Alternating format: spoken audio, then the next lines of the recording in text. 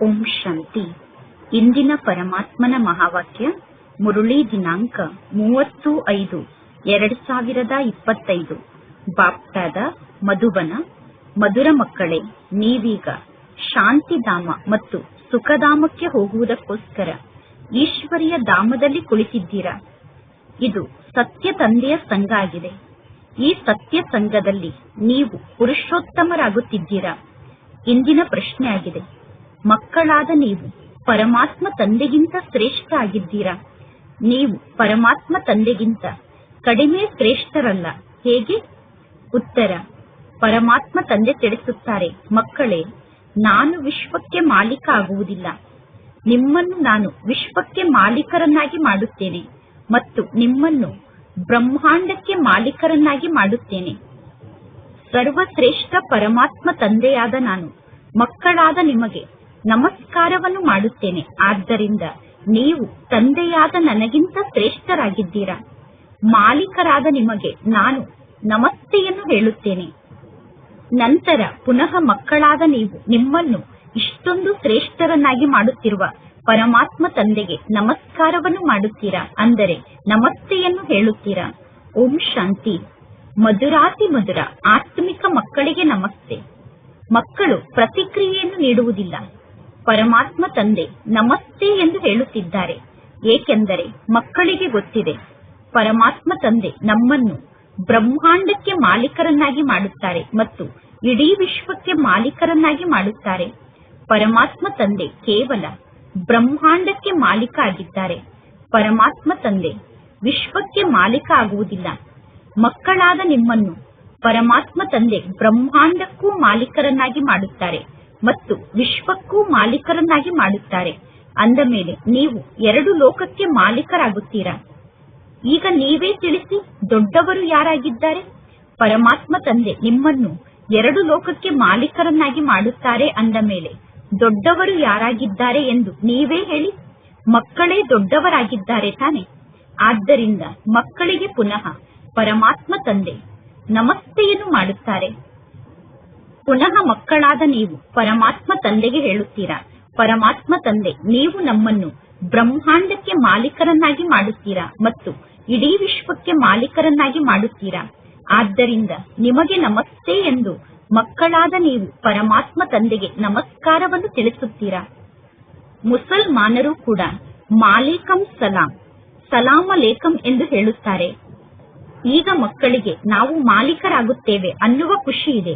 ಯಾರಿಗೆ ನಾವು ಮಾಲೀಕರಾಗುತ್ತೇವೆ ಅನ್ನುವ ನಿಶ್ಚಯ ಇದೆಯೋ ಅವರಿಗೆ ಖುಷಿ ಇದೆ. ನಿಶ್ಚಯ ಇರದೆ ಯಾರು ಪರಮಾತ್ಮ ತಂದೆಯ ಸಮ್ಮುಖಕ್ಕೆ, ಅಂದರೆ ಮಧುಬನಕ್ಕೆ ಬರಲು ಸಾಧ್ಯ ಇಲ್ಲ. ಯಾವಾಗ ನೀವು ಮಧುಬನಕ್ಕೆ ಬರುತ್ತೀರೋ ಆಗ ನಿಮಗೆ ಗೊತ್ತಿರುತ್ತದೆ, ನಾವು ಯಾವುದೇ ಮನುಷ್ಯ ಗುರುಗಳ ಬಳಿ ಹೋಗುತ್ತಿಲ್ಲ. ಮನುಷ್ಯರು ತಂದೆಯ ಬಳಿ ಹೋಗುವುದಿಲ್ಲ, ಟೀಚರ್ನ ಬಳಿ ಹೋಗುವುದಿಲ್ಲ ಅಥವಾ ಗುರುಗಳ ಬಳಿ ಹೋಗುವುದಿಲ್ಲ. ಇಲ್ಲಿ ನೀವು ಆತ್ಮಿಕ ತಂದೆಯ ಬಳಿ ಬರುತ್ತೀರಾ, ಆತ್ಮಿಕ ಟೀಚರ್ನ ಬಳಿ ಬರುತ್ತೀರಾ, ಆತ್ಮಿಕ ಸದ್ಗುರುವಿನ ಬಳಿ ಬರುತ್ತೀರಾ. ಜಗತ್ತಿನಲ್ಲಿ ಅನೇಕ ಪ್ರಕಾರದ ಮನುಷ್ಯರಿದ್ದಾರೆ. ಇಲ್ಲಿ ಕೇವಲ ಒಬ್ಬ ಪರಮಾತ್ಮ ತಂದೆ ಇದ್ದಾರೆ. ಆ ಪರಮಾತ್ಮ ತಂದೆಯ ಪರಿಚಯ ಯಾರಿಗೂ ಗೊತ್ತಿರಲಿಲ್ಲ. ಭಕ್ತಿ ಮಾರ್ಗದಲ್ಲಿ ಶಾಸ್ತ್ರದಲ್ಲೂ ಕೂಡ ಇದೆ, ರಚಯಿತ ಮತ್ತು ರಚನೆಯ ಬಗ್ಗೆ ಯಾರಿಗೂ ಗೊತ್ತಿಲ್ಲ ಎಂದು. ರಚಯಿತ ಮತ್ತು ರಚನೆಯ ಬಗ್ಗೆ ಅರ್ಥ ಮಾಡಿಕೊಳ್ಳದೇ ಇರುವ ಕಾರಣ ಅನಾಥರು ಎಂದು ಕರೆಯಲಾಗುತ್ತದೆ. ಯಾರು ಬಹಳಷ್ಟು ವಿದ್ಯಾವಂತರಾಗಿದ್ದಾರೋ, ಓದಿದ್ದಾರೋ, ಬರೆದಿದ್ದಾರೋ ಅವರು ಅರ್ಥ ಮಾಡಿಕೊಳ್ಳಬಹುದು. ಸರ್ವ ಆತ್ಮರಿಗೂ ತಂದೆ ಕೇವಲ ಒಬ್ಬ ನಿರಾಕಾರ ಪರಮಾತ್ಮ ತಂದೆಯಾಗಿದ್ದಾರೆ. ಆ ಪರಮಾತ್ಮ ತಂದೆ ಬಂದು ನಮಗೆ ತಂದೆಯೇ ಶಿಕ್ಷಕ ಮತ್ತು ಸದ್ಗುರು ಆಗುತ್ತಾರೆ. ಭಗವದ್ಗೀತೆಯಲ್ಲಿ ಶ್ರೀಕೃಷ್ಣನ ಹೆಸರು ಪ್ರಸಿದ್ಧ ಆಗಿದೆ. ಗೀತೆ ಸರ್ವಶಾಸ್ತ್ರಗಳಿಗೂ ಶಿರೋಮಣಿಯಾಗಿದೆ, ಅಂದರೆ ಭಗವದ್ಗೀತೆ ಅತ್ಯುತ್ತಮ ಆಗಿದೆ. ಗೀತೆಗೆ ತಂದೆ ಎಂದು ಕರೆಯಲಾಗುತ್ತದೆ. ಇನ್ನು ಎಷ್ಟೆಲ್ಲಾ ಶಾಸ್ತ್ರಗಳಿದೆಯೋ ಆ ಶಾಸ್ತ್ರಗಳಿಗೆ ಮಾತ್ಪಿತಾ ಎಂದು ಕರೆಯುವುದಿಲ್ಲ. ಶ್ರೀಮದ್ ಭಗವದ್ಗೀತೆಗೆ ಮಾತೆ ಎಂದು ಗಾಯನವನ್ನು ಮಾಡಲಾಗುತ್ತದೆ. ಭಗವಂತ ತಂದೆಯ ಮುಖಕಮಲದಿಂದ ಉಚ್ಚರಿಸಲ್ಪಟ್ಟಂತಹ ಜ್ಞಾನ ಗೀತಾ ಜ್ಞಾನ ಆಗಿದೆ. ಸರ್ವಶ್ರೇಷ್ಠ ಒಬ್ಬ ಪರಮಾತ್ಮ ತಂದೆಯಾಗಿದ್ದಾರೆ. ಅಂದ ಮೇಲೆ ಅವಶ್ಯವಾಗಿ ಸರ್ವಶ್ರೇಷ್ಠ ತಂದೆಯ ಮೂಲಕ ನುಡಿಸಲ್ಪಟ್ಟಂತಹ ಗೀತೆ ರಚಯಿತ ಆಗಿದೆ. ಇನ್ನು ಉಳಿದ ಎಲ್ಲಾ ಶಾಸ್ತ್ರಗಳು ಗೀತೆಯ ಎಲೆಗಳು ಅಂದರೆ ರಚನೆಯಾಗಿದೆ. ರಚನೆಯ ಮೂಲಕ ಎಂದೂ ಆಸ್ತಿ ಸಿಗಲು ಸಾಧ್ಯ ಇಲ್ಲ. ರಚನೆಯ ಮೂಲಕ ಒಂದು ವೇಳೆ ಆಸ್ತಿ ಸಿಕ್ಕರೂ ಕೂಡ ಅದು ಅಲ್ಪ ಕಾಲಕ್ಕೋಸ್ಕರ ಸಿಗುವಂತಹ ಆಸ್ತಿಯಾಗಿದೆ. ಇನ್ನು ಎಷ್ಟೆಲ್ಲಾ ಶಾಸ್ತ್ರ ಇದೆಯೋ ಆ ಶಾಸ್ತ್ರವನ್ನು ಓದುವುದರಿಂದ ಒಂದು ಜನ್ಮಕ್ಕೋಸ್ಕರ ಅಲ್ಪ ಕಾಲದ ಸುಖ ಸಿಗುತ್ತದೆ. ಆ ಶಾಸ್ತ್ರವನ್ನು ಮನುಷ್ಯರಿಗೆ ಓದಿಸುತ್ತಾರೆ. ಜಗತ್ತಿನಲ್ಲಿ ಎಷ್ಟೆಲ್ಲಾ ಪ್ರಕಾರದ ಶಿಕ್ಷಣ ಇದೆಯೋ ಅದೆಲ್ಲ ಅಲ್ಪ ಕಾಲಕ್ಕೋಸ್ಕರ ಮನುಷ್ಯರಿಗೆ ಓದಿಸುವಂತಹ ಶಿಕ್ಷಣ ಆಗಿದೆ. ಅದರ ಮೂಲಕ ಅಲ್ಪ ಕಾಲದ ಸುಖ ಸಿಗುತ್ತದೆ. ಅವರು ಮುಂದಿನ ಜನ್ಮದಲ್ಲಿ ಪುನಃ ಇನ್ನೊಮ್ಮೆ ಶಿಕ್ಷಣವನ್ನು ಕಲಿಯಬೇಕಾಗುತ್ತದೆ. ಇಲ್ಲಿ ಒಬ್ಬ ನಿರಾಕಾರ ಪರಮಾತ್ಮ ತಂದೆ ಇದ್ದಾರೆ. ಆ ಪರಮಾತ್ಮ ತಂದೆ 21 ಜನ್ಮಕ್ಕೋಸ್ಕರ ಆಸ್ತಿಯನ್ನು ನೀಡುತ್ತಾರೆ. ಪರಮಾತ್ಮ ತಂದೆಯನ್ನು ಬಿಟ್ಟು ಬೇರೆ ಯಾವ ಮನುಷ್ಯರು 21 ಜನ್ಮಕ್ಕೋಸ್ಕರ ಆಸ್ತಿಯನ್ನು ನೀಡಲು ಸಾಧ್ಯ ಇಲ್ಲ. ಮನುಷ್ಯರು ಶಿಕ್ಷಣವನ್ನು ಕಲಿಸುತ್ತಾ 1 ಪೈಸೆಗೂ ಬೆಲೆ ಇಲ್ಲದವರನ್ನಾಗಿ ಮಾಡುತ್ತಾರೆ. ಇಲ್ಲಿ ಪರಮಾತ್ಮ ತಂದೆ ನಮ್ಮನ್ನು ಬೆಲೆ ಬಾಳುವಂತಹ ಆತ್ಮರನ್ನಾಗಿ ಮಾಡುತ್ತಾರೆ. ಈಗ ಇಲ್ಲಿ ತಂದೆ ಕುಳಿತು ಮಕ್ಕಳಿಗೆ ಜ್ಞಾನವನ್ನು ತಿಳಿಸುತ್ತಿದ್ದಾರೆ. ನೀವೆಲ್ಲರೂ ಈಶ್ವರ ತಂದೆಗೆ ಮಕ್ಕಳಾಗಿದ್ದೀರಾ. ಈಶ್ವರ ತಂದೆಗೆ ಸರ್ವವ್ಯಾಪಿ ಎಂದು ಹೇಳುವವರಿಗೆ ಯಾವ ಮಾತಿನ ಅರ್ಥವೂ ಗೊತ್ತಿಲ್ಲ. ಎಲ್ಲರಲ್ಲೂ ಪರಮಾತ್ಮ ಇದ್ದಾರೆ ಎಂದು ಹೇಳಿದರೆ ಪುನಃ ಎಲ್ಲರೂ ತಂದೆ ಆದಂತೆ. ತಂದೆಯ ಮೂಲಕ ತಂದೆಗೆ ಪುನಃ ಹೇಗೆ ಆಸ್ತಿ ಸಿಗಲು ಸಾಧ್ಯ? ಯಾರ ದುಃಖವನ್ನು ಯಾರು ದೂರ ಮಾಡಲು ಸಾಧ್ಯ? ಪರಮಾತ್ಮ ತಂದೆಗೆ ದುಃಖಹರ್ತ ಸುಖಕರ್ತ ಎಂದು ಕರೆಯಲಾಗುತ್ತದೆ. ಎಲ್ಲರೂ ತಂದೆ ಆಗಿದ್ದಾರೆ ಎಂದು ಹೇಳಿದರೆ ಆ ಶಬ್ದಕ್ಕೆ ಯಾವ ಅರ್ಥವೂ ಇಲ್ಲ. ಇಲ್ಲಿ ತಂದೆ ಕುಳಿತು ತಿಳಿಸುತ್ತಾರೆ, ಇದು ರಾವಣನ ರಾಜ್ಯ ಆಗಿದೆ. ಇದೆಲ್ಲವೂ ನಾಟಕದಲ್ಲಿ ಫಿಕ್ಸ್ ಆಗಿದೆ. ಆದ್ದರಿಂದ ಚಿತ್ರದಲ್ಲಿ ಪ್ರತಿಯೊಂದು ಮಾತಿನ ಬಗ್ಗೆ ಸ್ಪಷ್ಟವಾಗಿ ತೋರಿಸಲಾಗಿದೆ. ಈಗ ಮಕ್ಕಳ ಬುದ್ಧಿಯಲ್ಲಿ ಇದೆ, ನಾವು ಪುರುಷೋತ್ತಮ ಸಂಗಮ ಯುಗದ ನಿವಾಸಿಗಳಾಗಿದ್ದೇವೆ ಎಂದು. ಪರಮಾತ್ಮ ತಂದೆ ನಮ್ಮನ್ನು ಪುರುಷೋತ್ತಮರನ್ನಾಗಿ ಮಾಡುವುದಕ್ಕೋಸ್ಕರ ಬಂದಿದ್ದಾರೆ. ಹೇಗೆ ವಕೀಲರಾಗುವಂತಹ ಶಿಕ್ಷಣವನ್ನು ಕಲಿಯುತ್ತಾರೆ, ಡಾಕ್ಟರ್ ಆಗುವಂತಹ ಶಿಕ್ಷಣವನ್ನು ಕಲಿಯುತ್ತಾರೆ. ಆ ಶಿಕ್ಷಣವನ್ನು ಕಲಿತು ಪದವಿಯನ್ನು ಪಡೆದುಕೊಳ್ಳುತ್ತಾರೆ. ಶಿಕ್ಷಣವನ್ನು ಕಲಿಯುವಂತವರು ತಿಳಿದುಕೊಳ್ಳುತ್ತಾರೆ, ಈ ಶಿಕ್ಷಣವನ್ನು ಕಲಿತು ನಾನು ಇಂತಹ ಪದವಿಯನ್ನು ಪಡೆದುಕೊಳ್ಳುತ್ತೇನೆ ಎಂದು. ಇಲ್ಲಿ ನೀವು ಸತ್ಯ ತಂದೆಯ ಸಂಘದಲ್ಲಿ ಕುಳಿತಿದ್ದೀರಾ. ಈ ಸತ್ಯ ಸಂಘದ ಮೂಲಕ ನೀವು ಸುಖಧಾಮಕ್ಕೆ ಹೋಗುತ್ತೀರಾ. ಸತ್ಯಧಾಮ ಎರಡೇ ಆಗಿದೆ, ಒಂದು ಸುಖಧಾಮ, ಇನ್ನೊಂದು ಶಾಂತಿಧಾಮ. ಈಗ ಇದು ಈಶ್ವರಿಯ ಧಾಮ ಆಗಿದೆ. ಪರಮಾತ್ಮ ತಂದೆ ರಚಯಿತ ಆಗಿದ್ದಾರೆ. ರಚಯಿತ ಆದಂತಹ ಪರಮಾತ್ಮ ತಂದೆಯ ಮೂಲಕ ಜ್ಞಾನವನ್ನು ಅರ್ಥ ಮಾಡಿಕೊಂಡು ಯಾರು ಬುದ್ಧಿವಂತರಾಗುತ್ತಾ ಹೋಗುತ್ತಾರೋ ಪರಮಾತ್ಮ ತಂದೆಯ ಸೇವೆಯನ್ನು ಮಾಡುವುದು ಅವರ ಕರ್ತವ್ಯ ಆಗಿದೆ. ಪರಮಾತ್ಮ ತಂದೆ ತಿಳಿಸುತ್ತಾರೆ, ನೀವೀಗ ಜ್ಞಾನವನ್ನು ಅರ್ಥ ಮಾಡಿಕೊಂಡು ಬುದ್ಧಿವಂತರಾಗಿದ್ದೀರಾ. ಅಂದ ಮೇಲೆ ಶಿವನ ಮಂದಿರಕ್ಕೆ ಹೋಗಿ ಜ್ಞಾನವನ್ನು ತಿಳಿಸಿ. ಮಂದಿರದಲ್ಲಿರುವ ಭಕ್ತರಿಗೆ ಹೇಳಬೇಕು, ಹೂವು, ಹಣ್ಣು, ಬೆಣ್ಣೆ, ತುಪ್ಪ, ಎಕ್ಕೆ ಹೂವು, ಗುಲಾಬಿ ಹೂವು, ಇಷ್ಟೊಂದು ವಿಭಿನ್ನ ಪ್ರಕಾರದ ಹೂವನ್ನು ಶಿವನಿಗೆ ಏಕೆ ಅರ್ಪಣೆ ಮಾಡುತ್ತೀರಾ? ಶ್ರೀಕೃಷ್ಣನ ಮಂದಿರದಲ್ಲಿ ಎಂದು ಎಕ್ಕೆ ಹೂವನ್ನು ಅರ್ಪಣೆ ಮಾಡುವುದಿಲ್ಲ. ಶ್ರೀಕೃಷ್ಣನ ಮಂದಿರಕ್ಕೆ ಬಹಳ ಒಳ್ಳೆಯ ಸುಗಂಧಭರಿತ ಹೂವನ್ನು ತೆಗೆದುಕೊಂಡು ಹೋಗುತ್ತಾರೆ. ಶಿವ ತಂದೆಯ ಸಮ್ಮುಖಕ್ಕೆ ಎಕ್ಕೆಯ ಹೂವನ್ನು ತೆಗೆದುಕೊಂಡು ಬರುತ್ತಾರೆ. ಶಿವನಿಗೆ ಎಕ್ಕೆಯ ಹೂವನ್ನು ಅರ್ಪಣೆ ಮಾಡುತ್ತಾರೆ, ಗುಲಾಬಿ ಹೂವನ್ನು ಅರ್ಪಣೆ ಮಾಡುತ್ತಾರೆ. ಆದರೆ ಇದರ ಅರ್ಥ ಯಾರಿಗೂ ಗೊತ್ತಿಲ್ಲ. ಈ ಸಮಯದಲ್ಲಿ ಮಕ್ಕಳಾದ ನಿಮಗೆ ಪರಮಾತ್ಮ ತಂದೆ ಶಿಕ್ಷಣವನ್ನು ಕಲಿಸುತ್ತಿದ್ದಾರೆ. ಇಲ್ಲಿ ನಮಗೆ ಯಾವ ಮನುಷ್ಯರೂ ಶಿಕ್ಷಣವನ್ನು ಕಲಿಸುತ್ತಿಲ್ಲ. ಇನ್ನು ಇಡೀ ಜಗತ್ತಿನಲ್ಲಿ ಮನುಷ್ಯರಿಗೆ ಶಿಕ್ಷಣವನ್ನು ಕಲಿಸುತ್ತಾರೆ. ನಿಮಗೆ ಭಗವಂತ ತಂದೆ ಶಿಕ್ಷಣವನ್ನು ಕಲಿಸುತ್ತಾರೆ. ಯಾವ ಮನುಷ್ಯರಿಗೂ ಭಗವಂತ ಎಂದು ಕರೆಯಲು ಸಾಧ್ಯ ಇಲ್ಲ. ಈ ಲಕ್ಷ್ಮೀ ನಾರಾಯಣರು ಕೂಡ ಭಗವಂತ ಅಲ್ಲ. ಈ ಲಕ್ಷ್ಮೀ ನಾರಾಯಣರಿಗೆ ದೇವಿ ದೇವತೆಗಳು ಎಂದು ಕರೆಯಲಾಗುತ್ತದೆ. ಬ್ರಹ್ಮ ವಿಷ್ಣು ಶಂಕರರಿಗೂ ಕೂಡ ದೇವತೆ ಎಂದು ಕರೆಯಲಾಗುತ್ತದೆ.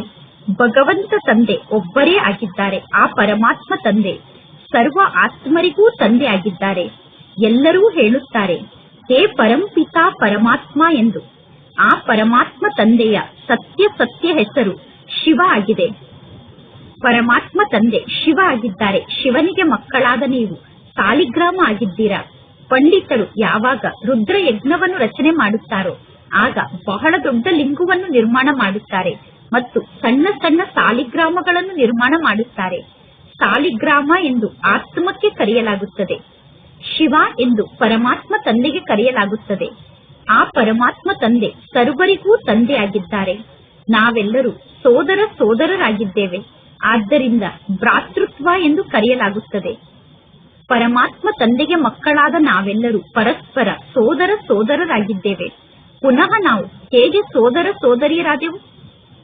ಪ್ರಜಾಪಿತ ಬ್ರಹ್ಮನ ಮುಖಕಮಲದ ಮೂಲಕ ಪ್ರಜೆಗಳನ್ನು ರಚನೆ ಮಾಡಲಾಗುತ್ತದೆ. ಆ ಎಲ್ಲಾ ಪ್ರಜೆಗಳು ಬ್ರಾಹ್ಮಣರು ಮತ್ತು ಬ್ರಾಹ್ಮಣಿಯರಾಗಿದ್ದಾರೆ. ಪ್ರಜಾಪಿತ ಬ್ರಹ್ಮನಿಗೆ ನಾವೆಲ್ಲರೂ ಸಂತಾನರಾಗಿದ್ದೇವೆ. ಆದ್ದರಿಂದ ನಾವೆಲ್ಲರೂ ಬ್ರಹ್ಮ ಕುಮಾರಿಯರು ಎಂದು ಹೇಳಿಸಿಕೊಳ್ಳುತ್ತೇವೆ.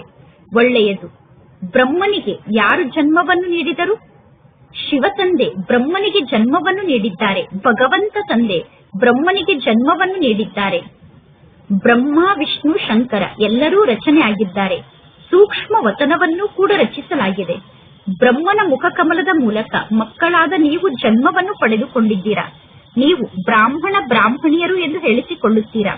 ನೀವು ಬ್ರಹ್ಮನ ಮುಖವಂಶಾವಳಿಗಳು, ಅಂದರೆ ದತ್ತು ಮಕ್ಕಳಾಗಿದ್ದೀರಾ. ಪ್ರಜಾಪಿತ ಬ್ರಹ್ಮ ಮಕ್ಕಳಿಗೆ ಹೇಗೆ ಜನ್ಮವನ್ನು ನೀಡುತ್ತಾರೆ? ಅವಶ್ಯವಾಗಿ ಬ್ರಹ್ಮ ತಂದೆ ಮಕ್ಕಳನ್ನು ದತ್ತು ತೆಗೆದುಕೊಳ್ಳುತ್ತಾರೆ. ಹೇಗೆ ಗುರುಗಳು ಶಿಷ್ಯರನ್ನು ದತ್ತು ತೆಗೆದುಕೊಳ್ಳುತ್ತಾರೆ, ಗುರುಗಳು ತಮ್ಮ ಫಾಲೋವರ್ ಅನ್ನು ದತ್ತು ತೆಗೆದುಕೊಳ್ಳುತ್ತಾರೆ. ಆ ಫಾಲೋವರ್ಗಳಿಗೆ ಶಿಷ್ಯರು ಎಂದು ಕರೆಯಲಾಗುತ್ತದೆ. ಅಂದ ಮೇಲೆ ಪ್ರಜಾಪಿತ ಬ್ರಹ್ಮ ಇಡೀ ಜಗತ್ತಿಗೆ ತಂದೆಯಾಗಿದ್ದಾರೆ. ಪ್ರಜಾಪಿತ ಬ್ರಹ್ಮನಿಗೆ ಗ್ರೇಟ್ ಗ್ರ್ಯಾಂಡ್ ಫಾದರ್ ಎಂದು ಕರೆಯಲಾಗುತ್ತದೆ. ಪ್ರಜಾಪಿತ ಬ್ರಹ್ಮ ಅಂತೂ ಈ ಸಾಕಾರ ಜಗತ್ತಿನಲ್ಲೇ ಇರಬೇಕು ತಾನೆ. ಸೂಕ್ಷ್ಮ ವತನದಲ್ಲೂ ಕೂಡ ಬ್ರಹ್ಮ ತಂದೆ ಇದ್ದಾರೆ. ಬ್ರಹ್ಮ, ವಿಷ್ಣು, ಶಂಕರ ಎಂದು ಗಾಯನ ಇದೆ. ಆದರೆ ಸೂಕ್ಷ್ಮ ವತನದಲ್ಲಿ ಪ್ರಜೆಗಳು ಇರುವುದಿಲ್ಲ. ಪ್ರಜಾಪಿತ ಬ್ರಹ್ಮ ಯಾರಾಗಿದ್ದಾರೆ ಅನ್ನುವುದನ್ನು ಪರಮಾತ್ಮ ತಂದೆ ಕುಳಿತು ತಿಳಿಸುತ್ತಾರೆ. ಈ ಎಲ್ಲಾ ಮಾತನ್ನು ಇಲ್ಲಿ ತಂದೆ ಕುಳಿತು ತಿಳಿಸುತ್ತಾರೆ. ಬ್ರಾಹ್ಮಣರು ತಮ್ಮನ್ನು ತಾವು ಬ್ರಹ್ಮನ ಸಂತಾನರು ಎಂದು ಹೇಳಿಕೊಳ್ಳುತ್ತಾರೆ. ಈಗ ಬ್ರಹ್ಮ ತಂದೆ ಎಲ್ಲಿದ್ದಾರೆ? ನೀವೀಗ ಹೇಳುತ್ತೀರಾ, ಬ್ರಹ್ಮ ತಂದೆ ಇಲ್ಲಿ ಕುಳಿತಿದ್ದಾರೆ. ಜಗತ್ತಿನಲ್ಲಿರುವ ಬ್ರಾಹ್ಮಣರು ಹೇಳುತ್ತಾರೆ, ಬ್ರಹ್ಮ ತಂದೆ ಇದ್ದು ಹೋಗಿದ್ದಾರೆ ಎಂದು. ಅವರು ಪುನಃ ತಮ್ಮನ್ನು ತಾವು ಪೂಜಾರಿ ಬ್ರಾಹ್ಮಣರು ಎಂದು ಹೇಳಿಸಿಕೊಳ್ಳುತ್ತಾರೆ. ನೀವೀಗ ಪ್ರತ್ಯಕ್ಷದಲ್ಲಿ ಬ್ರಾಹ್ಮಣರಾಗಿದ್ದೀರಾ. ನೀವು ಪ್ರಜಾಪಿತ ಬ್ರಹ್ಮನಿಗೆ ಮಕ್ಕಳಾಗಿದ್ದೀರಾ. ಅಂದ ಮೇಲೆ ನೀವೆಲ್ಲರೂ ಪರಸ್ಪರ ಸೋದರಿಯರಾಗಿದ್ದೀರಾ. ಬ್ರಹ್ಮ ತಂದೆಯನ್ನು ಪರಮಾತ್ಮ ಶಿವ ತಂದೆ ದತ್ತು ತೆಗೆದುಕೊಂಡಿದ್ದಾರೆ.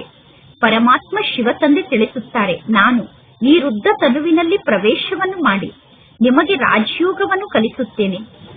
ಮನುಷ್ಯರನ್ನು ದೇವತೆಯನ್ನಾಗಿ ಮಾಡುವುದು ಯಾವ ಮನುಷ್ಯರ ಕೆಲಸವೂ ಅಲ್ಲ. ಪರಮಾತ್ಮ ತಂದೆಗೆ ರಚಯಿತ ಎಂದು ಕರೆಯಲಾಗುತ್ತದೆ. ಭಾರತದ ನಿವಾಸಿಗಳಿಗೆ ಗೊತ್ತಿದೆ, ಶಿವ ಜಯಂತಿಯನ್ನು ಭಾರತದಲ್ಲಿ ಆಚರಣೆ ಮಾಡಲಾಗುತ್ತದೆ. ಶಿವ ನಮ್ಮೆಲ್ಲರಿಗೂ ತಂದೆಯಾಗಿದ್ದಾರೆ. ಪರಮಾತ್ಮ ಶಿವ ತಂದೆ ನಮ್ಮೆಲ್ಲರಿಗೂ ತಂದೆಯಾಗಿದ್ದಾರೆ ಅನ್ನುವುದು ಈಗ ನಮಗೆ ಗೊತ್ತಿದೆ. ದೇವಿ ದೇವತೆಗಳಿಗೆ ಈ ರಾಜ್ಯವನ್ನು ಯಾರು ನೀಡಿದರು ಅನ್ನುವುದು ಮನುಷ್ಯರಿಗೆ ಗೊತ್ತಿಲ್ಲ. ಶಿವ ತಂದೆ ಸ್ವರ್ಗದ ರಚಯಿತ ಆಗಿದ್ದಾರೆ. ಪರಮಾತ್ಮ ತಂದೆ ಸ್ವರ್ಗದ ರಚಯಿತ ಆಗಿದ್ದಾರೆ. ಆ ಪರಮಾತ್ಮ ತಂದೆಗೆ ಪತಿತ ಪಾವನ ಎಂದು ಕರೆಯಲಾಗುತ್ತದೆ. ಆತ್ಮ ನಿಜವಾಗಿಯೂ ಪವಿತ್ರ ಆತ್ಮ ಆಗುತ್ತದೆ. ಪವಿತ್ರ ಆತ್ಮ ಪುನಃ ಸತೋ ರಜೋ ತಮೋ ಸ್ಥಿತಿಯಲ್ಲಿ ಬರುತ್ತದೆ. ಈ ಸಮಯದಲ್ಲಿ ಎಲ್ಲರೂ ಕಲಿಯುಗದಲ್ಲಿ ಇದ್ದಾರೆ. ಕಲಿಯುಗದಲ್ಲಿ ಎಲ್ಲರೂ ತಮೋ ಪ್ರಧಾನರಾಗಿದ್ದಾರೆ. ಸತ್ಯುಗದಲ್ಲಿ ಎಲ್ಲರೂ ಸತೋ ಪ್ರಧಾನರಾಗಿದ್ದರು. ಇಂದಿನಿಂದ 5000 ವರ್ಷದ ಮೊದಲು ಈ ಲಕ್ಷ್ಮೀ ನಾರಾಯಣರ ರಾಜ್ಯ ಇತ್ತು. 2500 ವರ್ಷ ದೇವತೆಗಳ ಮನೆತನ ನಡೆಯಿತು. ಈ ಲಕ್ಷ್ಮೀ ನಾರಾಯಣರ ಮಕ್ಕಳೂ ಕೂಡ ರಾಜ್ಯವನ್ನು ಆಳಿದರು. ನಂಬರ್ 1 ಲಕ್ಷ್ಮೀ ನಾರಾಯಣರು, ಸೆಕೆಂಡ್ ನಂಬರ್ನ ಲಕ್ಷ್ಮೀ ನಾರಾಯಣರು, ಈ ರೀತಿ ಲಕ್ಷ್ಮೀ ನಾರಾಯಣರ ಮನೆತನ ನಡೆಯುತ್ತಾ ಬಂತು. ಮನುಷ್ಯರಿಗೆ ಈ ಜ್ಞಾನದ ಮಾತಿನ ಬಗ್ಗೆ ಸ್ವಲ್ಪ ಕೂಡ ಗೊತ್ತಿಲ್ಲ. ಈ ಸಮಯದಲ್ಲಿ ಎಲ್ಲರೂ ತಮೋ ಪ್ರಧಾನರಾಗಿದ್ದಾರೆ. ಎಲ್ಲರೂ ಪತಿತರಾಗಿದ್ದಾರೆ. ಈ ಕಲಿಯುಗದಲ್ಲಿ ಒಬ್ಬ ಮನುಷ್ಯರೂ ಕೂಡ ಪಾವನರಾಗಿರಲು ಸಾಧ್ಯ ಇಲ್ಲ. ಎಲ್ಲರೂ ಹೇ ಪತಿತ ಪಾವನ ಬನ್ನಿ ಎಂದು ಕೂಗಿ ಕರೆಯುತ್ತಾರೆ. ಅಂದ ಮೇಲೆ ಈ ಜಗತ್ತು ಪತಿತ ಜಗತ್ತಾಗಿದೆ. ಈ ಜಗತ್ತಿಗೆ ಕಲಿಯುಗ ಅಥವಾ ನರಕ ಎಂದು ಕರೆಯಲಾಗುತ್ತದೆ. ಹೊಸ ಜಗತ್ತಿಗೆ ಸ್ವರ್ಗ ಎಂದು ಕರೆಯಲಾಗುತ್ತದೆ. ಹೊಸ ಜಗತ್ತಿಗೆ ಪಾವನ ಜಗತ್ತು ಎಂದು ಕರೆಯಲಾಗುತ್ತದೆ. ಪುನಃ ಎಲ್ಲರೂ ಹೇಗೆ ಪತಿತರಾದರು ಅನ್ನುವುದು ಯಾರಿಗೂ ಗೊತ್ತಿಲ್ಲ. ಭಾರತದಲ್ಲಿ 84 ಜನ್ಮದ ಬಗ್ಗೆ ಅರ್ಥ ಮಾಡಿಕೊಂಡಿರುವಂತಹ ಒಬ್ಬ ಮನುಷ್ಯರೂ ಇಲ್ಲ. ಮನುಷ್ಯರು ಹೆಚ್ಚು ಅಂದರೆ 84 ಜನ್ಮವನ್ನು ಪಡೆದುಕೊಳ್ಳುತ್ತಾರೆ. ಕಡಿಮೆ ಅಂದರೆ ಒಂದು ಜನ್ಮವನ್ನು ಪಡೆದುಕೊಳ್ಳುತ್ತಾರೆ. ಭಾರತ ದೇಶಕ್ಕೆ ಅವಿನಾಶಿ ದೇಶ ಎಂದು ಕರೆಯಲಾಗುತ್ತದೆ. ಏಕೆಂದರೆ ಈ ಭಾರತ ದೇಶದಲ್ಲಿ ಶಿವತಂದೆಯ ಅವತರಣೆ ಆಗುತ್ತದೆ. ಎಂದು ಭಾರತ ದೇಶದ ವಿನಾಶ ಆಗಲು ಸಾಧ್ಯ ಇಲ್ಲ. ಇನ್ನು ಜಗತ್ತಿನಲ್ಲಿ ಎಷ್ಟೆಲ್ಲಾ ದೇಶ ಇದೆಯೋ ಆ ಎಲ್ಲಾ ದೇಶಗಳ ವಿನಾಶ ಆಗುತ್ತದೆ. ಈ ಸಮಯದಲ್ಲಿ ಆದಿ ಸನಾತನ ದೇವಿ ದೇವತಾ ಧರ್ಮ ಪ್ರಾಯಲೋಪ ಆಗಿದೆ. ಯಾರೂ ಕೂಡ ತಮ್ಮನ್ನು ತಾವು ದೇವತೆಗಳು ಎಂದು ಹೇಳಿಸಿಕೊಳ್ಳಲು ಸಾಧ್ಯ ಇಲ್ಲ. ಏಕೆಂದರೆ ದೇವತೆಗಳು ಸತೋ ಪ್ರಧಾನರಾಗಿದ್ದರು, ಪವಿತ್ರರಾಗಿದ್ದರು. ಈಗ ಎಲ್ಲರೂ ಪತಿತರಾಗಿದ್ದಾರೆ, ಪೂಜಾರಿಗಳಾಗಿದ್ದಾರೆ. ಈ ಎಲ್ಲಾ ಮಾತನ್ನು ಪರಮಾತ್ಮ ತಂದೆ ಕುರಿತು ತಿಳಿಸುತ್ತಿದ್ದಾರೆ. ಭಗವಾನ್ ವಾಚ ಆಗಿದೆ ತಾನೆ. ಭಗವಂತ ತಂದೆ ಎಲ್ಲರಿಗೂ ತಂದೆಯಾಗಿದ್ದಾರೆ. ಆ ಪರಮಾತ್ಮ ತಂದೆ ಒಮ್ಮೆ ಭಾರತದಲ್ಲಿ ಬರುತ್ತಾರೆ. ಯಾವಾಗ ಬರುತ್ತಾರೆ? ಪುರುಷೋತ್ತಮ ಸಂಗಮ ಯುಗದ ಸಮಯದಲ್ಲಿ ಪರಮಾತ್ಮ ತಂದೆ ಬರುತ್ತಾರೆ. ಈ ಯುಗಕ್ಕೆ ಸಂಗಮ ಯುಗ ಎಂದು ಕರೆಯಲಾಗುತ್ತದೆ. ಈ ಸಂಗಮ ಯುಗಕ್ಕೆ ಪುರುಷೋತ್ತಮ ಯುಗ ಎಂದು ಕರೆಯಲಾಗುತ್ತದೆ. ಇದು ಸಂಗಮ ಯುಗ ಆಗಿದೆ. ಕಲಿಯುಗದಿಂದ ಪುನಃ ಸತ್ಯುಗ ಆಗುತ್ತದೆ. ಪತಿತರಿಂದ ನೀವೀಗ ಪಾವನರಾಗುತ್ತೀರಾ. ಕಲಿಯುಗದಿಂದ ಸತ್ಯುಗ ಆಗುವಂತಹ ಸಂಗಮ ಯುಗ ಇದಾಗಿದೆ. ಪತಿತರಿಂದ ಪಾವನರನ್ನಾಗಿ ಮಾಡುವಂತಹ ಸಂಗಮ ಯುಗ ಇದಾಗಿದೆ. ಕಲಿಯುಗದಲ್ಲಿ ಪತಿತ ಮನುಷ್ಯರು ಇದ್ದಾರೆ, ಸತ್ಯುಗದಲ್ಲಿ ಪಾವನ ದೇವತೆಗಳು ಇರುತ್ತಾರೆ. ಆದ್ದರಿಂದ ಇದಕ್ಕೆ ಪುರುಷೋತ್ತಮ ಸಂಗಮ ಯುಗ ಎಂದು ಕರೆಯಲಾಗುತ್ತದೆ. ಈ ಸಮಯದಲ್ಲಿ ಪರಮಾತ್ಮ ತಂದೆ ಬಂದು ಪತಿತರಿಂದ ಪಾವನರನ್ನಾಗಿ ಮಾಡುತ್ತಾರೆ. ನೀವೀಗ ಮನುಷ್ಯರಿಂದ ದೇವತೆಗಳಾಗುವುದಕ್ಕೋಸ್ಕರ ಇಲ್ಲಿಗೆ ಬಂದಿದ್ದೀರಾ. ಅಂದರೆ ಪುರುಷೋತ್ತಮರಾಗುವುದಕ್ಕೋಸ್ಕರ ಇಲ್ಲಿಗೆ ಬಂದಿದ್ದೀರಾ. ಆತ್ಮರಾದ ನಾವೆಲ್ಲರೂ ನಿರ್ವಾಣ ಧಾಮದಲ್ಲಿ ನಿವಾಸವನ್ನು ಮಾಡುತ್ತೇವೆ ಅನ್ನುವುದು ಜಗತ್ತಿನಲ್ಲಿ ಯಾವ ಮನುಷ್ಯರಿಗೂ ಗೊತ್ತಿಲ್ಲ. ನಾವೆಲ್ಲರೂ ನಿರ್ವಾಣ ಧಾಮದಿಂದ ಪಾತ್ರವನ್ನು ಅಭಿನಯ ಮಾಡುವುದಕ್ಕೋಸ್ಕರ ಈ ಸೃಷ್ಟಿಗೆ ಬಂದಿದ್ದೇವೆ. ಈ ನಾಟಕದ ಆಯಸ್ಸು 5000 ವರ್ಷ ಆಗಿದೆ. ನಾವು ಈ ಬೇಹದ್ದಿನ ನಾಟಕದಲ್ಲಿ ಪಾತ್ರವನ್ನು ಅಭಿನಯ ಮಾಡುತ್ತೇವೆ. ಇಷ್ಟೆಲ್ಲಾ ಜನ ಮನುಷ್ಯರು ಪಾತ್ರಧಾರಿಗಳಾಗಿದ್ದಾರೆ. ಈ ನಾಟಕ ಚಕ್ರ ತಿರುಗುತ್ತಾ ಇರುತ್ತದೆ. ಈ ನಾಟಕ ಚಕ್ರ ತಿರುಗುವುದು ಎಂದೂ ನಿಲ್ಲಲು ಸಾಧ್ಯ ಇಲ್ಲ. ಮೊಟ್ಟ ಮೊದಲು ಈ ನಾಟಕದಲ್ಲಿ ಸತ್ಯುಗದ ನಿವಾಸಿಗಳು ಪಾತ್ರವನ್ನು ಅಭಿನಯ ಮಾಡಲು ಬರುತ್ತಾರೆ. ಅಂದರೆ ಮೊಟ್ಟ ಮೊದಲು ಈ ನಾಟಕದಲ್ಲಿ ಸತ್ಯುಗದಲ್ಲಿ ದೇವಿ ದೇವತೆಗಳು ಪಾತ್ರವನ್ನು ಅಭಿನಯ ಮಾಡುವುದಕ್ಕೋಸ್ಕರ ಬರುತ್ತಾರೆ. ನಂತರ ತ್ರೇತಾಯುಗದಲ್ಲಿ ಕ್ಷತ್ರಿಯರು ಬರುತ್ತಾರೆ. ಈ ನಾಟಕವನ್ನು ನೀವೀಗ ಅರ್ಥ ಮಾಡಿಕೊಳ್ಳಬೇಕು. ಈ ಕಲಿಯುಗ ಮುಳ್ಳಿನ ಕಾಡಾಗಿದೆ. ಈ ಸಮಯದಲ್ಲಿ ಎಲ್ಲಾ ಮನುಷ್ಯರು ದುಃಖಿಗಳಾಗಿದ್ದಾರೆ. ಕಲಿಯುಗದ ನಂತರ ಪುನಃ ಸತ್ಯುಗ ಬರುತ್ತದೆ. ಕಲಿಯುಗದಲ್ಲಿ ಬಹಳಷ್ಟು ಜನ ಮನುಷ್ಯರಿದ್ದಾರೆ. ಸತ್ಯುಗದಲ್ಲಿ ಎಷ್ಟು ಜನ ಮನುಷ್ಯರಿರುತ್ತಾರೆ? ಸತ್ಯುಗದಲ್ಲಿ ಮನುಷ್ಯರ ಸಂಖ್ಯೆ ಬಹಳಷ್ಟು ಕಡಿಮೆ ಇರುತ್ತದೆ. ಆದಿ ಸನಾತನ ದೇವಿ ದೇವತೆಗಳು ಮಾತ್ರ ಸತ್ಯುಗದಲ್ಲಿ ಇರುತ್ತಾರೆ. ಈಗ ಈ ಹಳೆಯ ಜಗತ್ತು ಪರಿವರ್ತನೆ ಆಗಲೇಬೇಕು. ಮನುಷ್ಯ ಸೃಷ್ಟಿ ಪುನಃ ದೇವತೆಗಳ ಸೃಷ್ಟಿ ಆಗುತ್ತದೆ. ಆದಿ ಸನಾತನ ದೇವಿ ದೇವತಾ ಧರ್ಮ ಇತ್ತು. ಆದರೆ ಈ ಸಮಯದಲ್ಲಿ ಯಾರೂ ತಮ್ಮನ್ನು ತಾವು ದೇವತೆಗಳು ಎಂದು ಹೇಳಿಸಿಕೊಳ್ಳಲು ಸಾಧ್ಯ ಇಲ್ಲ.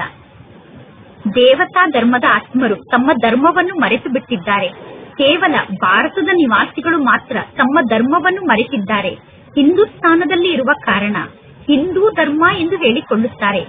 ದೇವತೆಗಳು ಪಾವನ ಆತ್ಮರಾಗಿದ್ದರು. ಈಗ ಇಲ್ಲಿ ಪತಿತರಾಗಿದ್ದಾರೆ. ಆದ್ದರಿಂದ ತಮ್ಮನ್ನು ತಾವು ದೇವತೆಗಳು ಎಂದು ಹೇಳಿಕೊಳ್ಳಲು ಸಾಧ್ಯ ಇಲ್ಲ. ದೇವತೆಗಳ ಪೂಜೆಯನ್ನು ಮಾಡುತ್ತಿರುತ್ತಾರೆ. ಸ್ವಯಂವನ್ನು ಪಾಪಿ ನೀಚ ಎಂದು ಹೇಳಿಕೊಳ್ಳುತ್ತಾರೆ. ಈಗ ಪರಮಾತ್ಮ ತಂದೆ ತಿಳಿಸುತ್ತಾರೆ, ನೀವೇ ಪೂಜ್ಯರಾಗಿದ್ದೀರಿ. ನಂತರ ನೀವೇ ಪೂಜಾರಿಗಳು ಮತ್ತು ಪತಿತರಾಗಿದ್ದೀರಾ.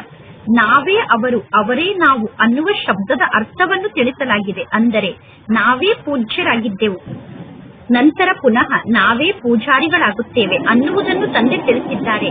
ಜಗತ್ತಿನ ಜನ ನಾವೇ ಅವರು, ಅವರೇ ನಾವು ಅಂದರೆ ಆತ್ಮವೇ ಪರಮಾತ್ಮ, ಪರಮಾತ್ಮನೇ ಆತ್ಮ ಎಂದು ಹೇಳಿಬಿಡುತ್ತಾರೆ. ಇದು ಅಸತ್ಯ ಅರ್ಥ ಆಗಿದೆ. ಆದ್ದರಿಂದ ಅಸತ್ಯ ಕಾಯ, ಅಸತ್ಯ ಮಾಯ, ಅಸತ್ಯ ಸಂಸಾರ ಎಂದು ಕರೆಯಲಾಗುತ್ತದೆ. ಸತ್ಯಯುಗದಲ್ಲಿ ಈ ರೀತಿ ಅಸತ್ಯ ಎಂದು ಕರೆಯಲು ಸಾಧ್ಯ ಇಲ್ಲ. ಸತ್ಯದ ಜಗತ್ತನ್ನು ಪರಮಾತ್ಮ ತಂದೆ ಸ್ಥಾಪನೆ ಮಾಡುತ್ತಾರೆ. ಅಸತ್ಯದ ಜಗತ್ತನ್ನು ರಾವಣ ನಿರ್ಮಾಣ ಮಾಡುತ್ತಾನೆ. ಈಗ ಪರಮಾತ್ಮ ತಂದೆ ಬಂದು ತಿಳಿಸುತ್ತಿದ್ದಾರೆ, ಆತ್ಮ ಅಂದರೆ ಏನು, ಪರಮಾತ್ಮ ಅಂದರೆ ಯಾರು ಅನ್ನುವುದನ್ನು ಈಗ ಪರಮಾತ್ಮ ತಂದೆ ತಿಳಿಸುತ್ತಿದ್ದಾರೆ. ಆತ್ಮದ ಬಗ್ಗೆ, ಪರಮಾತ್ಮ ತಂದೆಯ ಬಗ್ಗೆ ಬೇರೆ ಯಾರಿಗೂ ಗೊತ್ತಿಲ್ಲ. ಪರಮಾತ್ಮ ತಂದೆ ತಿಳಿಸುತ್ತಾರೆ, ಆತ್ಮರಾದ ನೀವು ಬಿಂದು ರೂಪದಲ್ಲಿ ಇದ್ದೀರಾ. ಆತ್ಮರಾದ ನಿಮ್ಮಲ್ಲಿ 84 ಜನ್ಮದ ಪಾತ್ರ ಫಿಕ್ಸ್ ಆಗಿದೆ. ಆತ್ಮನಾದ ನಾನು ಹೇಗಿದ್ದೇನೆ ಅನ್ನುವುದು ಜಗತ್ತಿನಲ್ಲಿ ಯಾರಿಗೂ ಗೊತ್ತಿಲ್ಲ. ನಾನು ವಕೀಲ ಆಗಿದ್ದೇನೆ, ನಾನು ಇಂತಹ ವ್ಯಕ್ತಿ ಆಗಿದ್ದೇನೆ ಅನ್ನುವುದು ಜನರಿಗೆ ಗೊತ್ತಿದೆ. ಆದರೆ ಒಬ್ಬರಿಗೂ ಕೂಡ ಆತ್ಮದ ಬಗ್ಗೆ ಗೊತ್ತಿಲ್ಲ. ಪರಮಾತ್ಮ ತಂದೆ ಬಂದು ಆತ್ಮದ ಪರಿಚಯವನ್ನು ನೀಡುತ್ತಾರೆ. ಆತ್ಮರಾದ ನಿಮ್ಮಲ್ಲಿ 84 ಜನ್ಮದ ಅವಿನಾಶಿ ಪಾತ್ರ ಫಿಕ್ಸ್ ಆಗಿದೆ. ಆತ್ಮದ ಪಾತ್ರ ಎಂದೂ ವಿನಾಶ ಆಗಲು ಸಾಧ್ಯ ಇಲ್ಲ. ಈ ಭಾರತ ದೇಶ ಹೂದೋಟ ಆಗಿತ್ತು. ಹೂದೋಟ ಆಗಿದ್ದಾಗ ಅಪಾರ ಸುಖ ಇತ್ತು, ಈಗ ಅಪಾರ ದುಃಖ ಇದೆ. ಈ ಜ್ಞಾನವನ್ನು ಪರಮಾತ್ಮ ತಂದೆ ನಮಗೆ ನೀಡುತ್ತಿದ್ದಾರೆ. ಈಗ ಮಕ್ಕಳಾದ ನೀವು ಪರಮಾತ್ಮ ತಂದೆಯ ಮೂಲಕ ಹೊಸ ಹೊಸ ಜ್ಞಾನದ ಮಾತನ್ನು ಕೇಳುತ್ತಿದ್ದೀರಾ. ಎಲ್ಲದಕ್ಕಿಂತ ಹೊಸ ಮಾತು ಅಂದರೆ ನೀವೀಗ ಮನುಷ್ಯರಿಂದ ದೇವತೆ ಆಗುವುದಾಗಿದೆ. ನಿಮಗೆ ಗೊತ್ತಿದೆ, ಮನುಷ್ಯರಿಂದ ದೇವತೆ ಆಗುವುದಕ್ಕೋಸ್ಕರ ಶಿಕ್ಷಣವನ್ನು ಯಾವ ಮನುಷ್ಯರೂ ಕಲಿಸುವುದಿಲ್ಲ. ಮನುಷ್ಯರನ್ನು ದೇವತೆಯನ್ನಾಗಿ ಮಾಡುವುದಕ್ಕೋಸ್ಕರ ಭಗವಂತ ತಂದೆ ಶಿಕ್ಷಣವನ್ನು ಕಲಿಸುತ್ತಾರೆ. ಆ ಭಗವಂತ ತಂದೆಗೆ ಸರ್ವವ್ಯಾಪಿ ಎಂದು ಕರೆಯುವುದು ಪರಮಾತ್ಮ ತಂದೆಗೆ ನಿಂದನೆಯನ್ನು ಮಾಡಿದಂತೆ. ಈಗ ಪರಮಾತ್ಮ ತಂದೆ ತಿಳಿಸುತ್ತಾರೆ, ನಾನು ಪ್ರತಿ 5000 ವರ್ಷದ ನಂತರ ಬಂದು ಭಾರತ ದೇಶವನ್ನು ಸ್ವರ್ಗವನ್ನಾಗಿ ಮಾಡುತ್ತೇನೆ. ರಾವಣ ನರಕವನ್ನು ನಿರ್ಮಾಣ ಮಾಡುತ್ತಾನೆ. ಈ ಜ್ಞಾನದ ಮಾತು ಜಗತ್ತಿನಲ್ಲಿ ಯಾರಿಗೂ ಗೊತ್ತಿಲ್ಲ. ಪರಮಾತ್ಮ ತಂದೆ ಬಂದು ನಿಮ್ಮನ್ನು ಮನುಷ್ಯರಿಂದ ದೇವತೆಯನ್ನಾಗಿ ಮಾಡುತ್ತಾರೆ. ಗಾಯನ ಕೂಡ ಇದೆ, ಪರಮಾತ್ಮ ತಂದೆ ನಮ್ಮ ಕೊಳಕಾದ ಬಟ್ಟೆಯನ್ನು ಸ್ವಚ್ಛಗೊಳಿಸಿದರು ಎಂದು. ಸತ್ಯುಗದಲ್ಲಿ ವಿಕಾರ ಇರುವುದಿಲ್ಲ. ಸತ್ಯುಗ ಸಂಪೂರ್ಣ ನಿರ್ವಿಕಾರಿ ಜಗತ್ತಾಗಿದೆ. ಈ ಕಲಿಯುಗ ವಿಕಾರಿ ಜಗತ್ತಾಗಿದೆ. ಪತಿತ ಪಾವನ ಬನ್ನಿ ಎಂದು ಎಲ್ಲರೂ ಪರಮಾತ್ಮ ತಂದೆಯನ್ನು ಕೂಗಿ ಕರೆಯುತ್ತಾರೆ. ನಮ್ಮನ್ನು ರಾವಣ ಪತಿತರನ್ನಾಗಿ ಮಾಡಿದ್ದಾನೆ. ಆದರೆ ರಾವಣ ಯಾವಾಗ ಬಂದ, ನಂತರ ಏನಾಯಿತು ಅನ್ನುವುದು ಯಾರಿಗೂ ಗೊತ್ತಿಲ್ಲ. ರಾವಣ ನಮ್ಮನ್ನು ಎಷ್ಟೊಂದು ಕಂಗಾಲನ್ನಾಗಿ ಮಾಡಿದ್ದಾನೆ. ಭಾರತ 5000 ವರ್ಷದ ಮೊದಲು ಎಷ್ಟೊಂದು ಶ್ರೀಮಂತ ದೇಶ ಆಗಿತ್ತು. ಚಿನ್ನ ವಜ್ರ ವೈಡೂರ್ಯದ ಮಹಲ್ಲು ಇತ್ತು. ಸತ್ಯುಗದಲ್ಲಿ ಎಷ್ಟೊಂದು ಧನ ಸಂಪತ್ತು ಇತ್ತು. ಈಗ ಭಾರತದ ಪರಿಸ್ಥಿತಿ ಏನಾಗಿದೆ ನೋಡಿ. ಒಬ್ಬ ಪರಮಾತ್ಮ ತಂದೆಯನ್ನು ಬಿಟ್ಟು ಬೇರೆ ಯಾರು ನಮ್ಮನ್ನು ಕಿರೀಟಧಾರಿಯನ್ನಾಗಿ ಮಾಡಲು ಸಾಧ್ಯ ಇಲ್ಲ. ನೀವೀಗ ಹೇಳುತ್ತೀರಾ ಶಿವ ತಂದೆ ಸ್ವರ್ಗವನ್ನು ನಿರ್ಮಾಣ ಮಾಡುತ್ತಾರೆ. ಈಗ ಪರಮಾತ್ಮ ತಂದೆ ತಿಳಿಸುತ್ತಾರೆ, ಸಾವು ಸಮ್ಮುಖದಲ್ಲೇ ನಿಂತಿದೆ. ನೀವು ವಾನಪ್ರಸ್ಥಿಗಳಾಗಿದ್ದೀರಾ. ನೀವೀಗ ವಾಪಸ್ ಮನೆಗೆ ಹೋಗಬೇಕು. ಆದ್ದರಿಂದ ಸ್ವಯಂ ಅನ್ನು ಆತ್ಮ ಎಂದು ತಿಳಿದುಕೊಳ್ಳಿ.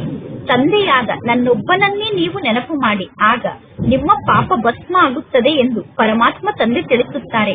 ಒಳ್ಳೆಯದು. ಮಧುರಾತಿ ಮಧುರ ಅಗಲಿ ಹೋಗಿ ಮರಳಿ ಸಿಕ್ಕಿರುವ ಮಕ್ಕಳ ಪ್ರತಿ ಮಾಸ್ತಿತಾ ಬಾಪ್ತಾದರವರ ನೆನಪು, ಪ್ರೀತಿ ಹಾಗೂ ಸುಪ್ರಭಾತ. ಆತ್ಮಿಕ ಮಕ್ಕಳಿಗೆ ಆತ್ಮಿಕ ತಂದೆಯ ನಮಸ್ತೆ. ಆತ್ಮಿಕ ತಂದೆಗೆ ಆತ್ಮಿಕ ಮಕ್ಕಳ ನೆನಪು, ಪ್ರೀತಿ ಹಾಗೂ ನಮಸ್ತೆ ನಮಸ್ತೆ ನಮಸ್ತೆ.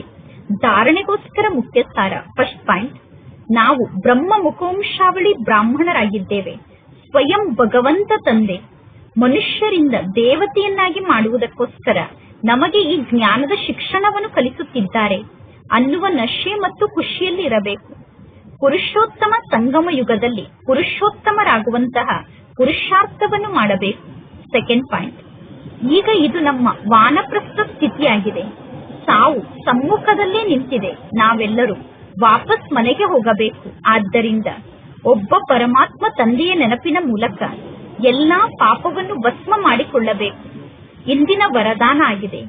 ಜ್ಞಾನ ಅನ್ನುವ ಬೀಗದ ಕೈಯ ಮೂಲಕ ಭಾಗ್ಯದ ಅಪಾರ ಖಜಾನೆಯನ್ನು ಪ್ರಾಪ್ತಿ ಮಾಡಿಕೊಳ್ಳುವಂತಹ ಸಂಪನ್ನರಾಗಿ, ಅಂದರೆ ಮಾಲಾಮಾಲಾಗಿ ಸಂಗಮ ಯುಗದಲ್ಲಿ ಮಕ್ಕಳಾದ ನಿಮ್ಮೆಲ್ಲರಿಗೂ ಭಾಗ್ಯವನ್ನು ರೂಪಿಸಿಕೊಳ್ಳುವುದಕ್ಕೋಸ್ಕರ ಜ್ಞಾನ ಅನ್ನುವ ಕೀ ಪ್ರಾಪ್ತಿಯಾಗುತ್ತದೆ. ಈ ಜ್ಞಾನ ಅನ್ನುವಂತಹ ಬೀಗದ ಕೈಯನ್ನು ತೆರೆಯಿರಿ. ಆಗ ಎಷ್ಟು ಬೇಕೋ ಅಷ್ಟು ಭಾಗ್ಯದ ಖಜಾನೆಯನ್ನು ಪ್ರಾಪ್ತಿ ಮಾಡಿಕೊಳ್ಳಬಹುದು. ಜ್ಞಾನ ಅನ್ನುವ ಬೀಗದ ಕೈಯನ್ನು ಉಪಯೋಗ ಮಾಡಿದರೆ ನೀವು ಎಷ್ಟು ಭಾಗ್ಯದ ಖಜಾನೆಯನ್ನು ಪ್ರಾಪ್ತಿ ಮಾಡಿಕೊಳ್ಳಬೇಕು ಎಂದು ಬಯಸುತ್ತೀರೋ ಅಷ್ಟು ಭಾಗ್ಯದ ಖಜಾನೆಯನ್ನು ಪ್ರಾಪ್ತಿ ಮಾಡಿಕೊಳ್ಳಬಹುದು. ನಿಮಗೆ ಬೀಗದ ಕೈ ಸಿಕ್ಕಿದೆ ಅಂದ ಮೇಲೆ ನೀವೀಗ ಸಂಪನ್ನರಾಗಿದ್ದೀರಾ, ಮಾಲಾಮಾಲಾಗಿದ್ದೀರಾ. ಎಷ್ಟು ಜಾಸ್ತಿ ಸಂಪನ್ನರಾಗುತ್ತೀರೋ ಅಷ್ಟು ಸ್ವತಃ ಖುಷಿ ಇರುತ್ತದೆ ಮತ್ತು ಖುಷಿಯ ಜಲಪಾತ ಅಕೂಟ ರೂಪದಲ್ಲಿ, ಅವಿನಾಶಿ ರೂಪದಲ್ಲಿ ಹರಿಯುತ್ತಿದೆ ಎಂದು ಅನುಭವ ಆಗುತ್ತದೆ. ಸರ್ವ ಖಜಾನೆಯಿಂದ ಭರ್ಪೂರಾಗಿ ಮಾಲಾಮಾಲ್ ರೂಪದಲ್ಲಿ ಆಗ ನೀವು ಕಾಣಿಸುತ್ತೀರಾ. ಯಾರು ಅವಿನಾಶಿ ರೂಪದಲ್ಲಿ ಖುಷಿಯಲ್ಲಿ ಇರುತ್ತಾರೋ ಅವರು ಸರ್ವ ಖಜಾನೆಯಿಂದ ಭರ್ಪೂರಾಗಿ ಸಂಪನ್ನ ರೂಪದಲ್ಲಿ ಕಾಣಿಸುತ್ತಾರೆ. ಅವರ ಬಳಿ ಎಂದೂ ಯಾವುದೇ ಪ್ರಕಾರದ ಅಪ್ರಾಪ್ತಿ ಇರಲು ಸಾಧ್ಯ ಇಲ್ಲ. ಇಂದಿನ ಸ್ಲೋಗನ್ ಆಗಿದೆ, ಪರಮಾತ್ಮ ತಂದೆಯ ಜೊತೆಗೆ ಸಂಬಂಧವನ್ನು ಸರಿಯಾಗಿ ಇಟ್ಟುಕೊಳ್ಳಿ, ಆಗ ಸರ್ವ ಶಕ್ತಿಯ ಕರೆಂಟ್ ನಿಮಗೆ ಪ್ರಾಪ್ತಿಯಾಗುತ್ತದೆ. ತಂದೆಯ ಜೊತೆಗೆ ಸಂಬಂಧವನ್ನು ಸರಿಯಾಗಿ ಇಟ್ಟುಕೊಂಡಾಗ ಸರ್ವ ಶಕ್ತಿಯ ಕರೆಂಟ್ ನಿಮ್ಮಲ್ಲಿ ಪ್ರವೇಶ ಆಗುತ್ತಾ ಹೋಗುತ್ತದೆ. ಇಂದಿನ ಅವ್ಯಕ್ತ ಸೂಚನೆಯಾಗಿದೆ, ಆತ್ಮಿಕ ರಾಯಲ್ಟಿ ಮತ್ತು ಪವಿತ್ರತೆಯ ವ್ಯಕ್ತಿತ್ವವನ್ನು ಧಾರಣೆ ಮಾಡಿಕೊಳ್ಳಿ. ಎಷ್ಟು ಪವಿತ್ರತೆ ಇದೆಯೋ ಅಷ್ಟು ಬ್ರಾಹ್ಮಣ ಜೀವನದ ವ್ಯಕ್ತಿತ್ವ ಇದ್ದಂತೆ. ಎಷ್ಟು ಪವಿತ್ರತೆ ಇರುತ್ತದೆಯೋ ಅಷ್ಟು ಬ್ರಾಹ್ಮಣ ಜೀವನದ ಪರ್ಸನಾಲಿಟಿ ಇದ್ದಂತೆ. ಒಂದು ವೇಳೆ ಪವಿತ್ರತೆ ಕಡಿಮೆ ಇದ್ದರೆ ವ್ಯಕ್ತಿತ್ವ ಕೂಡ ಕಡಿಮೆ ಇದ್ದಂತೆ. ಈ ಪವಿತ್ರತೆಯ ವ್ಯಕ್ತಿತ್ವ ಸೇವೆಯಲ್ಲಿ ಸಹಜವಾಗಿ ಸಫಲತೆಯನ್ನು ಪ್ರಾಪ್ತಿ ಮಾಡಿಸುತ್ತದೆ. ಆದರೆ ಒಂದು ವೇಳೆ ಒಂದೇ ಒಂದು ವಿಕಾರ ಅಂಶ ಮಾತ್ರದಲ್ಲಿ ನಮ್ಮಲ್ಲಿ ಇದ್ದರೂ ಕೂಡ ಅದರ ಜೊತೆಗಾರ ಆದಂತಹ ಅನ್ಯ ವಿಕಾರಗಳು ಅದರ ಜೊತೆಗೆ ಅವಶ್ಯವಾಗಿ ಇರುತ್ತದೆ. ಹೇಗೆ ಪವಿತ್ರತೆಗೂ ಸುಖ ಶಾಂತಿಗೂ ಆಳವಾದ ಸಂಬಂಧ ಇದೆ, ಅದೇ ರೀತಿ ಅಪವಿತ್ರತೆಗೂ ಪಂಚ ವಿಕಾರಕ್ಕೂ ಆಳವಾದ ಸಂಬಂಧ ಇದೆ. ಆದ್ದರಿಂದ ಯಾವುದೇ ವಿಕಾರ ಅಂಶ ಮಾತ್ರದಲ್ಲೂ ನಮ್ಮ ಮನಸ್ಸಿನಲ್ಲಿ ಇರಬಾರದು. ಆಗ ಪವಿತ್ರತೆಯ ವ್ಯಕ್ತಿತ್ವದ ಮೂಲಕ ಸೇವೆಯನ್ನು ಮಾಡುವಂತವರು ಎಂದು ನಿಮಗೆ ಕರೆಯಲಾಗುತ್ತದೆ. ಒಳ್ಳೆಯದು. ಓಂ ಶಾಂತಿ.